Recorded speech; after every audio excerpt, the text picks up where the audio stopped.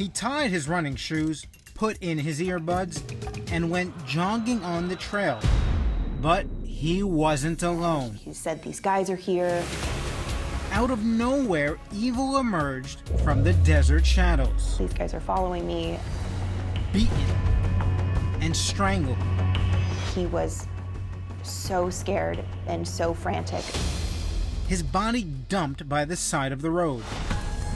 Was Josh Dufort the victim of a random attack?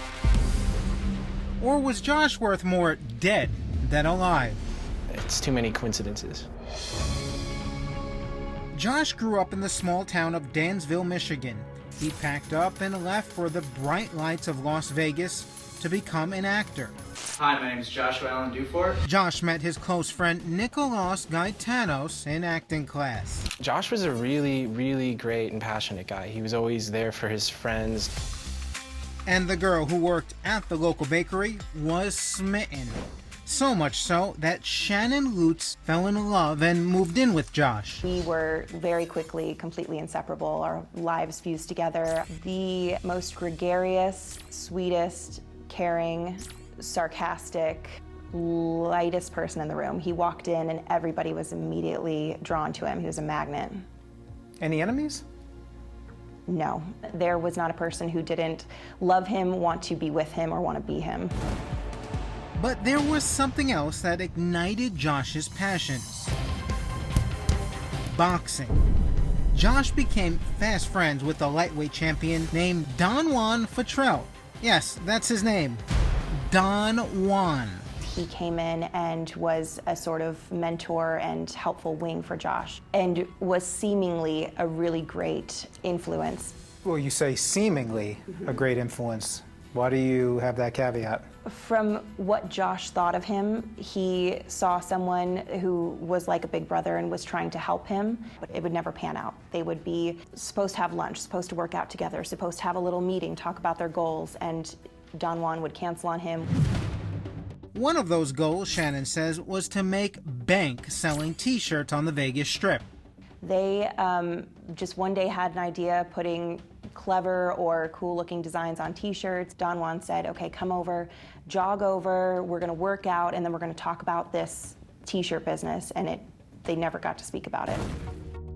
Josh's acting coach, Shari Flaherty, worried about her star pupil climbing into the ring and taking punches. I got kind of confused about it, and I said, "Josh, I thought you wanted to be an actor. You're going to end up hurting your face. I mean, you think about those things," because we had booked him several commercials already at that time. And he mentions that I just have to last 3 rounds, I can make an extra $1,000, and I need the money.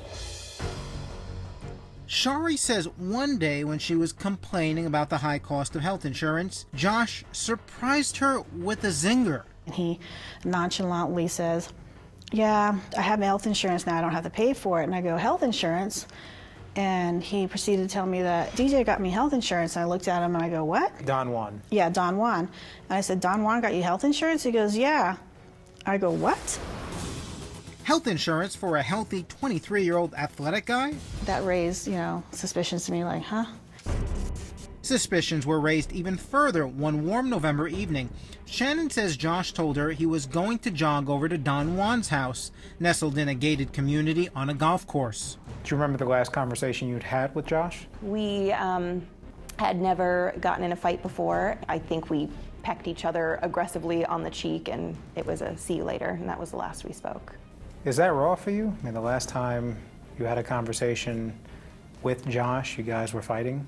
Yeah, we had never, it had been sunshine and rainbows. But quickly, a menacing dark cloud would wipe out the sunshine forever.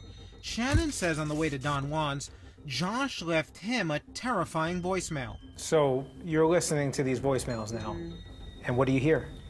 There's 3 messages from Josh, and he said, "These guys are here.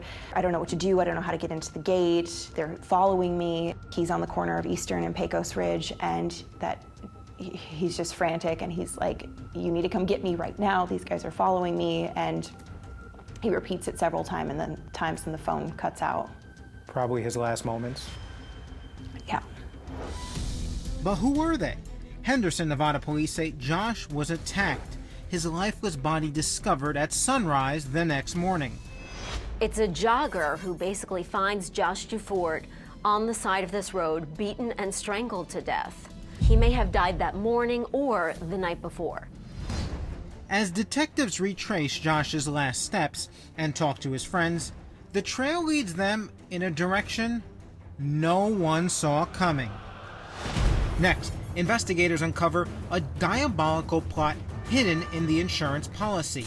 Was it all just a ruse, or could it spell something far more sinister? So your understanding is that Josh was tricked. I think that What friend takes out a life insurance policy on his other friend? Like, you and Josh were boys. Would you take out life insurance policies on each other? Not at all. I mean, does that even cross your mind? No, that's some freaky stuff. It really is.